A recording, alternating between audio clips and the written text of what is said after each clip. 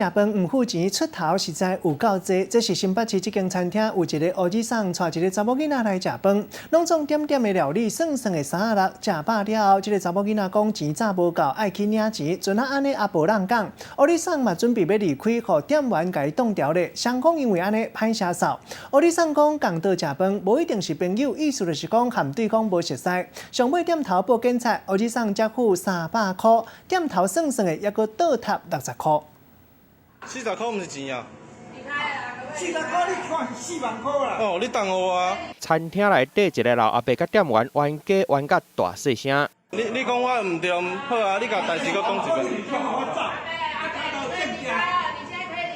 老阿伯讲甲家己真有理的款，互店员看袂做的，因为伫无偌久之前，伊甲另外一个查某人做伙入去店内点菜食饭，食饱了后才发现无找钱。查某人讲伊要去领钱，先离开，结果一个走就无搁转来。老阿伯钱嘛早无够，就徛起来，敢若想要人讲的款。店员看到，赶紧过去请伊纳钱，尾啊才会弯起来。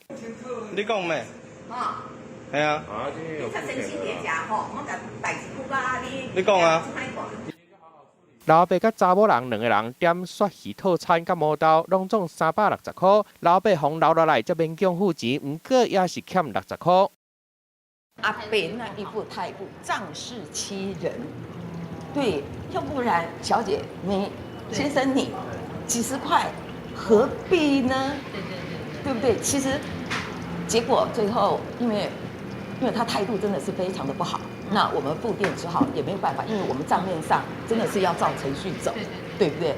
那就没有办法，我们就只好请警察来。老阿伯迄当阵佫讲，共倒食饭，敢一定就是朋友，互店员听一个硬气，尾也佫爱替老阿伯甲钱纳掉。明明是坐共倒的，煞无讲好钱，啥物人来纳？食饭无想要付钱，互掠着，口气佫遮尔啊歹，场面嘛舞甲真歹看。记者综合报道。